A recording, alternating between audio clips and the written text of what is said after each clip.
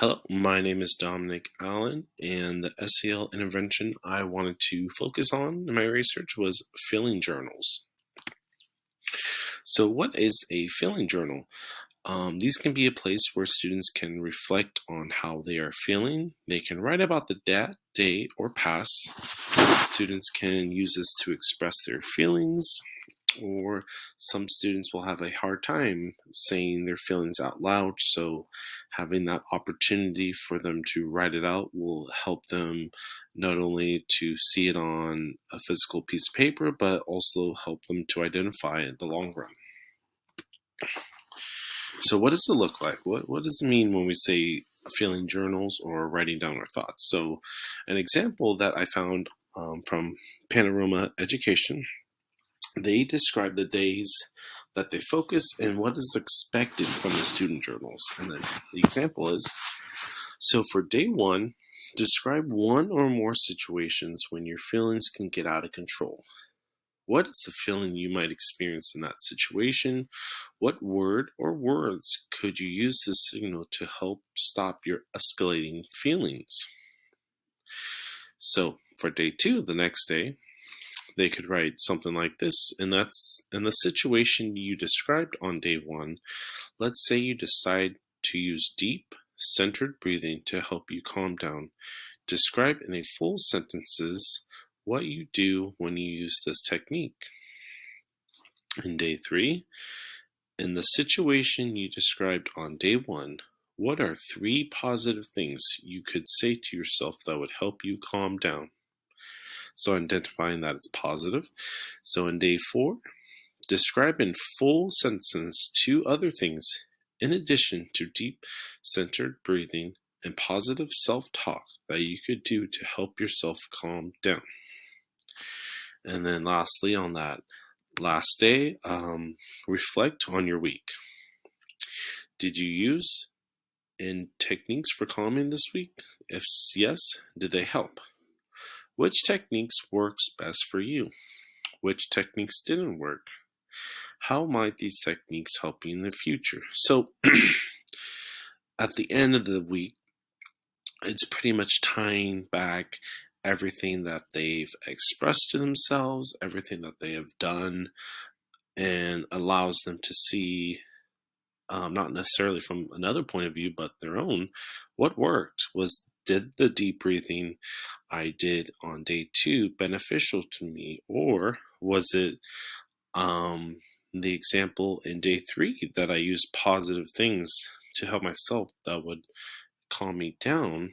So me thinking those three positive things, was that more beneficial than the deep breathing? So that's why this is just an example, but I found it to be a very good one that I think any teachers could use as a daily thing, a daily way for their students to use feeling journals.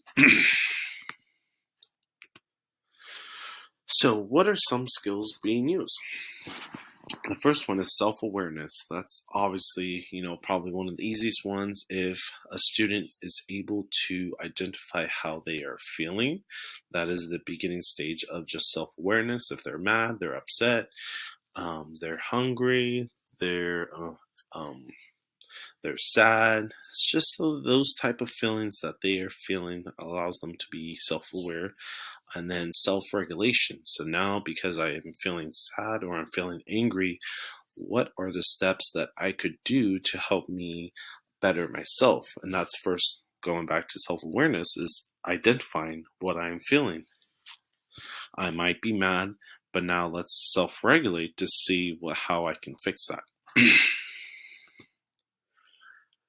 So as a teacher, you could be setting the stage, and as a teacher, you can kind of show them an example. So write your own journal in your classroom. I say this a lot. The best way to set an example is be an example. So if you show your students, you're not just giving them another assignment to do in the beginning of the day or whenever you decide to do the journals, that you actually participate with them too, it'll definitely draw more investment to your other students. And then the other important part, that every student will have a piece of paper and pen or pencil. Excuse me. Now, if you do have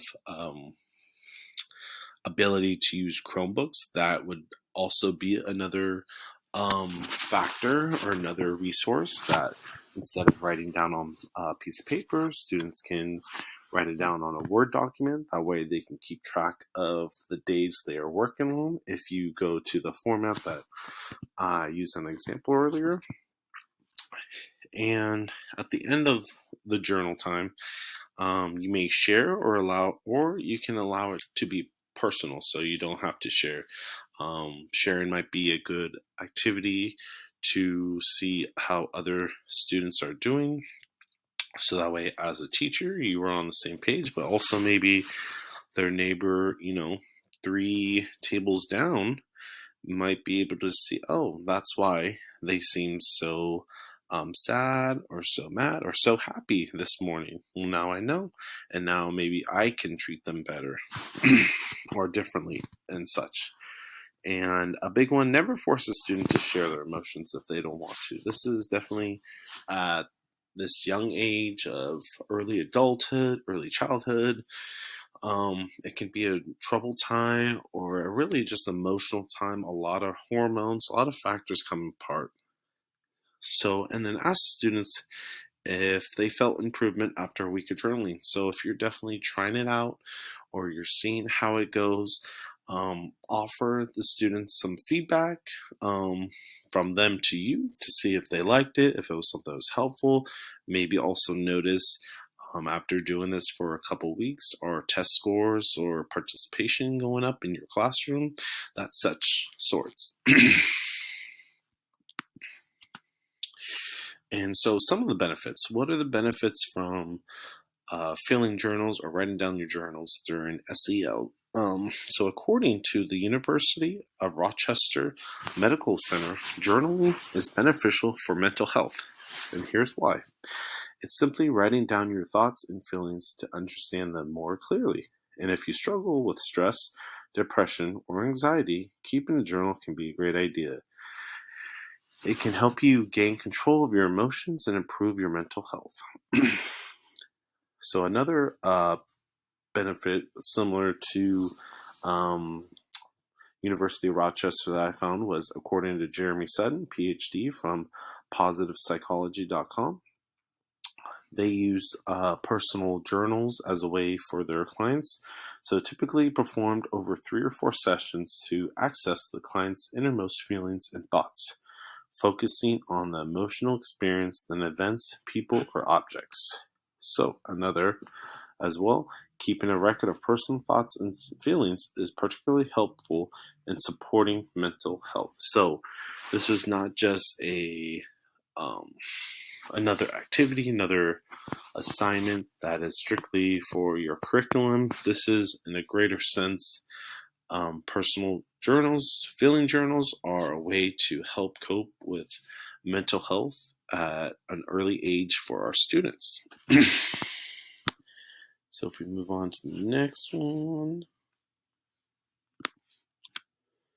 So who will need this intervention? Who will need these personal journals, these feeling journals? And really, everyone can do this journal. There's not necessarily a certain group, age group, support group. And I put roughly 4th through 12th grade. So 4th around that 10, 9, 10 age, all the way up to the high school seniors, 17 and 18 years old. It's just that huge time frame of their life. There's a lot of emotions, a lot of hormones going through their body. They're going through puberty.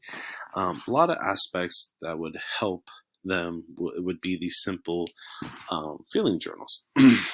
And obviously, the earlier students can monitor or express their emotions will help them later on throughout high school and adulthood. So the earlier, as in 4th grade, 4th, 5th grade, if we're able to help them to identify their emotions by their time, that final transition in the high school comes in, they're able to cope with their emotions at a more steadily pace. And obviously, the more times it is introduced, the greater chance for a positive experience in high school. So that's the same thing. The more times this is introduced in different classes and different schools all around, then they'll have a higher or positive experience. So why more emphasize on high school students is because in a nationwide survey of 21,678 U.S. high school students, researchers from the Yale Center for Emotional Intelligence and the Yale Child Study Center found that nearly 75% of the students' self-reported feelings related to school were negative. So, the high school students are the target group that should be aimed more to based off the need of, or excuse me, not the need, but the negative stigma high school plays on students. So, a lot of early eighth graders definitely will go off how movies or social media portrays high school, and they'll automatically get that negative stigma that they'll have a bad time, there'll be a lot of negative thoughts, and that's the thing that we don't want for our students. We want them to have positive energy, positive thoughts, so that's where these feeling journals can definitely come to play, so that way they can really cope with their emotions on a more steady base.